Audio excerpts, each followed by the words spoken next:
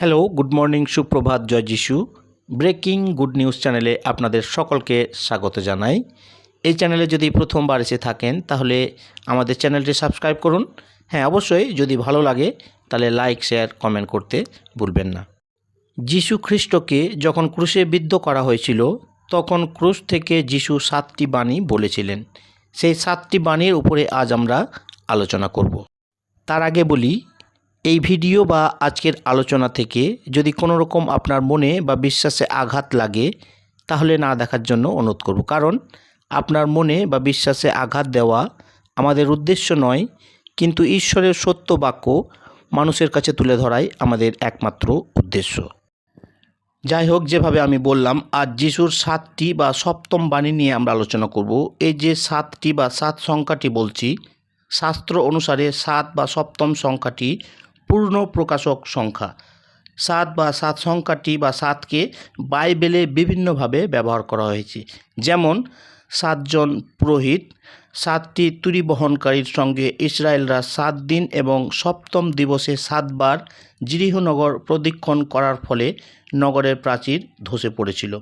ভাববাদী এলিশার সুনেমিয়ার মহিলা মৃত পুত্রকে অলৌকিকভাবে পুনর্জীবিত করা মাত্র ছেলেটি 7 বার হেঁচে তার পূর্ণ জীবন লাভের সম্পূর্ণতার প্রকাশ পায়। 7 জন পরিচারকের নির্বাচন, 7 দিনে সপ্তাহ কাল গণনা করা হয়। কুষ্ঠরোগী নামান এলিজার কথা শুনে 7 বার জলে ডুব দেন।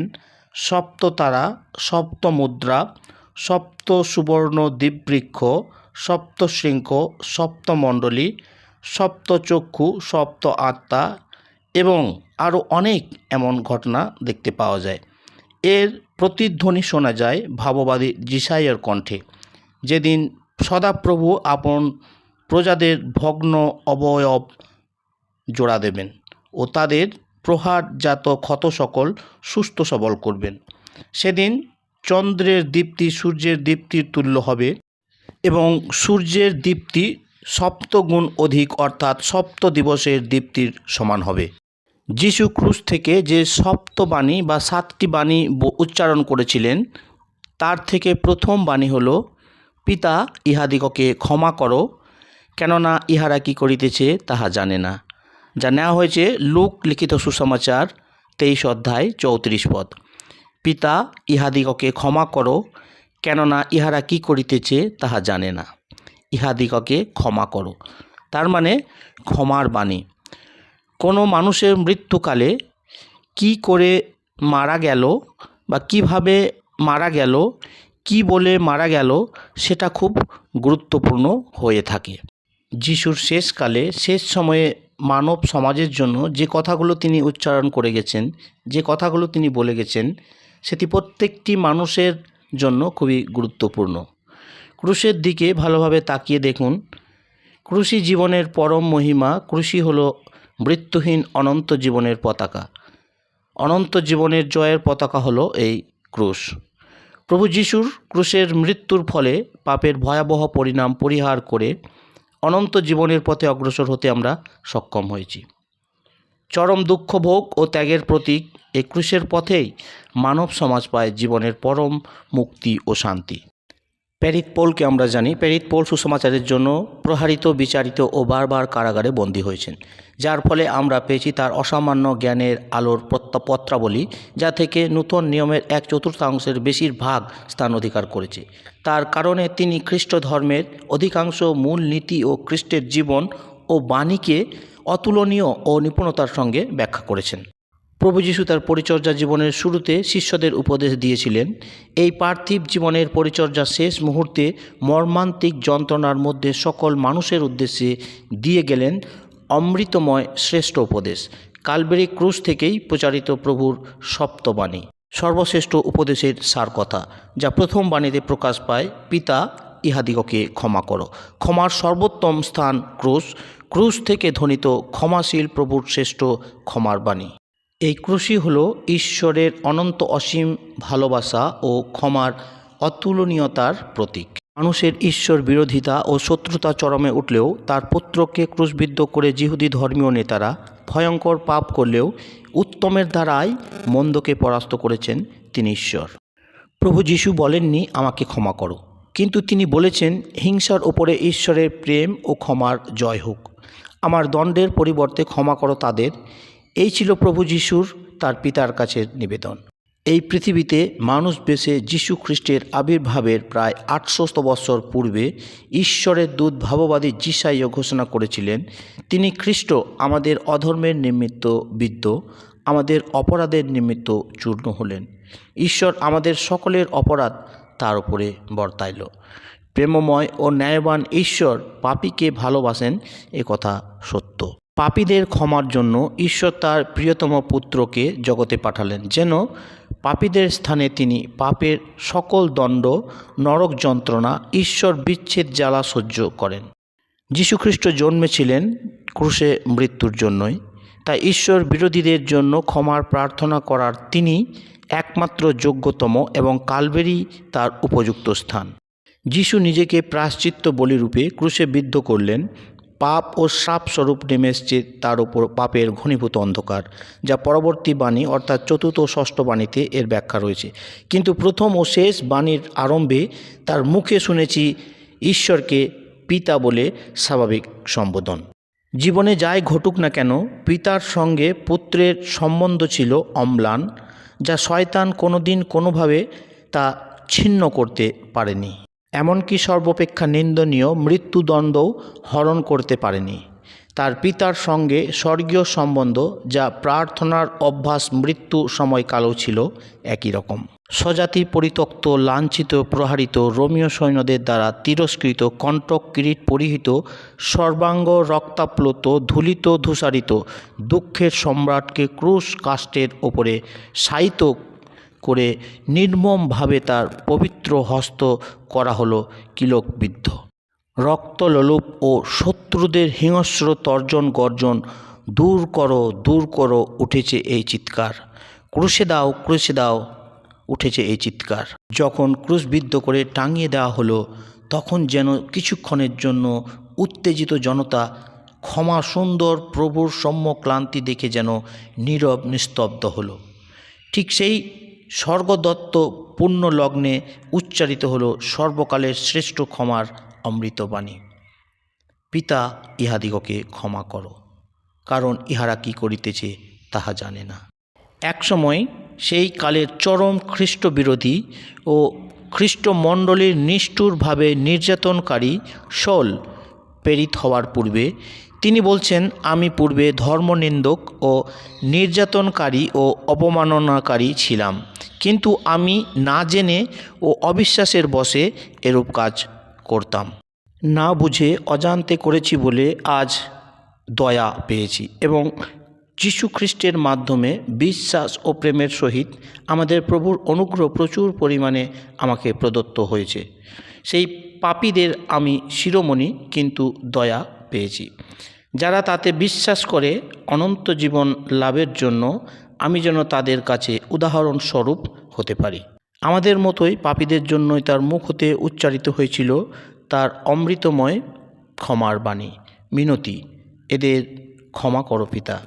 এ ক্ষমা প্রার্থনা কিন্তু শুধুমাত্র ছিল তাদের জন্য যারা অবোধ, অন্ধ, যারা অজ্ঞাতসারে ঈশ্বরের পুত্রের হনন কার্যে লিপ্ত হয়েছিল, যারা জানত না শাস্ত্র, বুঝত না মসিহের আসল সত্য পরিচয়। এই অগণিত সাধারণ মানুষের জন্যই তিনি এই প্রার্থনা বলি উৎসর্গ করলেন, যারা আজও না জেনে না বুঝে খ্রিস্টদ্রোহী হয়ে চলেছে, তাকে আবার ক্রুশে দিয়ে চলেছে। তাদের বিবেক তাদের ক্ষমা প্রয়োজনীয়তাকে নাচক করে।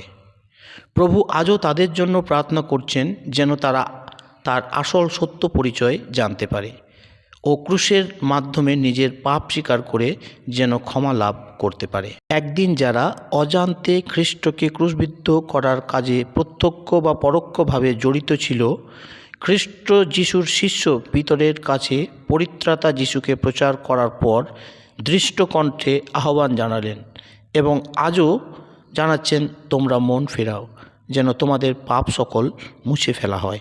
ক্ষমা করা কোনো মানুষের কাছে নিজেকে নত করা নয়, কিন্তু ক্ষমা করা মানে যিনি অমিত শক্তিশালী ও প্রতিরোধ নিতে সম্পূর্ণ সক্ষম, শত্রুকে ক্ষমা করা তার নৈতিক জীবনের উচ্চতম মানেরই স্পষ্টতার পরিচয়। গেতসিমানি বাগানে উত্তেজিত পিতর যখন খড়গাঘাতে শত্রুদের মধ্যে একজনের কর্ণছেদন করেন, তখন যিশু পিতরকে আদেশ দিলেন, তোমার খড়গ কষে রাখো। তার সাথে আরও বললেন, তুমি কি মনে করো যে আমি আমার পিতার কাছে মিনতি করলে তিনি এখনই দ্বাদশ বাহিনী অপেক্ষা অধিক দূত পাঠাইয়া দিবেন না? ঈশ্বরের পুত্র তিনি ইচ্ছা করলেন এক নিমেষে তার শত্রুদের নিশ্চিহ্ন করতে পারতেন, কিন্তু তা করলে তার মহত্ব গুরুত্বভাবে ম্লান হয়ে যেত। তাই হিংসার প্রতিহিংসা ভাব দেখাননি। প্রতিহিংসা দ্বারা হিংসার মোকাবিলা করে বারবার ধ্বংস করা খুব সহজ, কিন্তু হিংসার মোকাবিলায় প্রতিহিংসা করে কখনো রক্ষা করা সম্ভব নয়। ঈশ্বরই হলো প্রেম। প্রেম দ্বারাই ঈশ্বরের এক বিশেষ পরিচয়। প্রেম কখনো উচ্ছেদ আনে না, প্রেম উদ্ধার করে বা প্রেম উদ্ধার আনে। ক্ষমাই মানুষের সমস্ত হিংসা দেশের প্রতিকারক। ক্ষমা ও প্রেম শত্রুকে পরাস্ত করে জয়ী করে। ক্ষমা ও প্রেম ছাড়া জয়ী হওয়ার আর কোনো ধারালো অস্ত্র হতে পারে না। শত্রুকে সুদৃঢ় দুর্গগুলি ধ্বংস করে বন্দী মানবাত্মাদের মুক্ত করার জন্যই যিনি স্বেচ্ছায় ক্রুশে মৃত্যুবরণ করেছেন, তিনি পাপীদের জন্য পিতার কাছে ক্ষমা ছাড়া আর কি যাচনা করবেন। এই অতুলনীয় প্রেম ও ক্ষমার বার্তাবাহক মণ্ডলীর প্রথম শহীদ স্তিফানকে যখন খ্রিস্ট বিরোধী যিহুদিরা নির্মমভাবে প্রস্তরাঘাতে বধ করছিল, তখন ক্ষতবিক্ষত রক্তপ্লুত করুণ কণ্ঠে প্রভুর কাছে এই প্রার্থনা করলেন, প্রভু তুমি এদের বিরুদ্ধে এই পাপ ধরো না। স্তিফানের এই ক্ষমার বিনতি সেই বদ্ধভূমিতে উপস্থিত পৌলের ন্যায় প্রচণ্ড খ্রিস্টের বিরোধীকে সর্বকালের শ্রেষ্ঠ খ্রিস্টের বাণী প্রচারক পৌলে পরিবর্তন হতে কতখানি প্রভাবিত করেছিল তা সহজে অনুমান করা যায়। প্রভু যীশু তার শিষ্যদের পর্বত শীর্ষে যে অমরক্ষর উপদেশ দিয়েছিলেন, তার মধ্যে ছিল বিশেষ শিক্ষা। শত্রুদের হিংসা দেশ নয়, কিন্তু তাদের ক্ষমা করতে হবে। তার সেই প্রথম পর্বত শীর্ষে উপদেশকে শেষ পর্যন্ত প্রতিটি পদে পদে পালন করে তিনি দৃষ্টান্ত স্থাপন করেছেন। যিশুর জীবন ও বাণী ছিল এক সুরে বাঁধা, এমনকি তার সম্পূর্ণ জীবনই ছিল জগতের জন্য বাণীর তুল্য। পুরাতন নিয়মে দেখা যায়, চক্ষুর প্রতিশোধে চক্ষু, দন্তের প্রতিশোধে দন্ত ও তোমাদের শত্রুকে দেশ করিবে। মোশে ইসরায়েলদের এই কঠোর শাসন ব্যবস্থা দিয়েছিলেন, কিন্তু যিশু সামাজিক ও নিষ্ঠুর শাসন ব্যবস্থার পরিবর্তে তার অনুসারীদের দিলেন স্বর্গীয় ক্ষমাশীলতার সুষমামণ্ডিত নতুন সমাজ শাসন ব্যবস্থা। যিশু বললেন, হিংসার দ্বারা দুষ্টদের প্রতিরোধ করো না, বরং কেউ যদি তোমার এক গালে চড় মারে, তাকে তোমার আরেক গাল বাড়াইয়া দাও। যারা তোমাদের নিন্দা করে, নির্যাতন করে, তাদের ভালোবাসো ও তাদের জন্য প্রার্থনা করো। মানুষকে মানুষ করার এর চেয়ে বড় নীতি আর হতে পারে কি? মানুষ যখন মুক্তি পায়, মুক্তি পেয়ে মানুষ শুধু মানুষ নয়, বরং মানুষ ঈশ্বরের সন্তান হয়ে যায়।